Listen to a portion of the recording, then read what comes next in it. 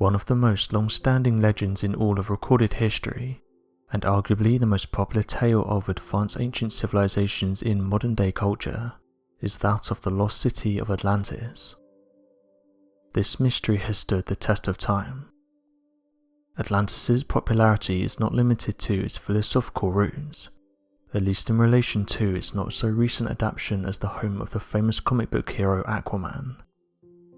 It's so popular in fact that it even has its own dedicated field of study within the realm of pseudo-history, Atlantology, accompanied by a research database known as Atlantipedia. Recorded history presents us with this story in the time of the ancient Greeks, via one of the most prolific philosophic writers, Plato. Atlantis was founded by Poseidon, who fell in love with a human known as Cleito.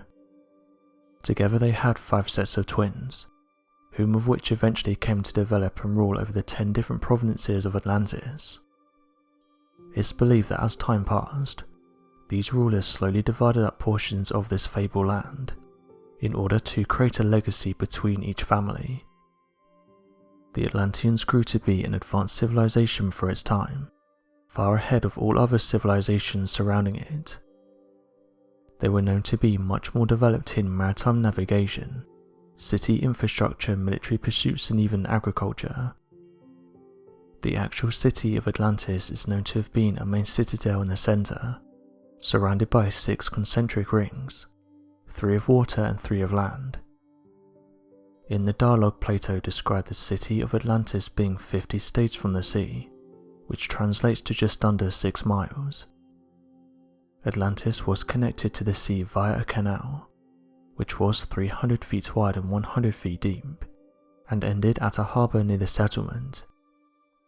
The actual continent of Atlantis was explained by Plato as being larger than Asia and Libya combined, with the plains surrounding the city being approximately 230 miles wide and 345 miles long, and with a large range of mountains at the northern end of the continent, and smaller mountains surrounding the rest of the center plains. The entire continent was described as being rich in soil, plant and animal life, elephants included, and having reasonable temperatures for sustaining these life forms. Throughout the dialogue, Plato does not cease to chronicle aspects of Atlantis down to the finest details. He speaks of the main palace in the center of the city, elegant bathhouses, temples, statues of gold and silver, gardens housing for both people and animals, guardhouses and even racetracks. Bulls were worshipped and viewed as divine in the city of Atlantis, and roamed the streets freely. Plato then goes on to describe other settlements of people in the surrounding areas of the continent, but simply labels them as wealthy farmers and country folk. Plato explains the military set up by the city of Atlantis. He goes into great detail about the various roles filled by members of the ancient city in its hierarchy, all the way from king down to citizen. Although the details of Atlantis have been passed down, one question remains: where is it? Various theories have been put forward to suggest why Atlantis suddenly vanished. Those who believe in the ancient city have said it reached its peak around 900,000 years ago, but internal battles caused the city to be lost at sea. In recent years, many have come forward and said they think they found the mythical city, and one of the ways they've done this is by using things like Google Earth. The most recent one was found by a man who said he was searching Google Earth. He said that he is certain that these underwater structures are proof that the lost city once existed. This discovery was made 1,245 kilometers or 773 miles from Virginia Beach in the United States. However, other researchers have said this isn't where Atlantis would have been, noting that it would have been a lot more north. Regardless, others have bought into the idea that Atlantis could have somehow moved along the seafloor. Another idea is that a giant flood could have taken out the advanced city, and even moved it to a different location.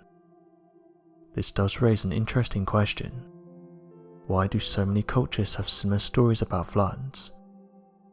One theory is that these floods actually took place sometime around the end of the last ice age. This correlates with Plato's description of the destruction of Atlantis, as told by the Egyptian elders 9,000 years before Solon went to Egypt in 600 BC. This is where scientifically proven geological findings come into play. It has been proven that approximately 11,600 years ago, the Earth did undergo massive rises in sea level. For this theory to make sense, Atlantis would have had to have existed during the last ice age, and at the end of this era there may have been pole shifts, which led to multiple natural disasters. Some researchers have speculated that some survivors of this ancient maritime civilization may have reached out to surrounding civilizations, like Egypt and Africa, and the Incan and Aztec empires in South and Central America, and even as far as Babylonia and Sumer and even India. All these cultures have stories of men appearing after a cataclysmic flood. Thoth and Osiris in Egypt, Viracocha in Inca, Quetzalcoatl in the Aztec Empire, Vishnu in India and Enki in Sumer. Perhaps these Atlantean survivors travelled to these places, and being so advanced they were accepted as gods, and influenced each culture's history as such.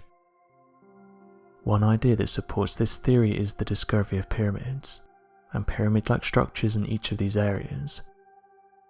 Perhaps the survivors spread their knowledge of pyramids and their alignment with the stars, in the hopes that future civilizations would gather the clues and solve this mystery. Another theory is that Atlantis was actually destroyed at the end of the Bronze Age. The explanation for this mix-up in historic timelines can be found in ancient Egyptian timekeeping.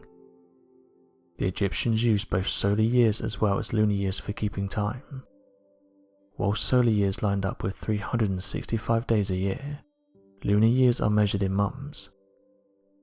If the Egyptian elder who told Solon the story of Atlantis was speaking in terms of lunar years, meaning 9,000 months instead of years, this could have lined up with the end of the Bronze Age. So what do you make of these recent underwater discoveries? Could it be possible that these structures are ruins of ancient Atlantean empires?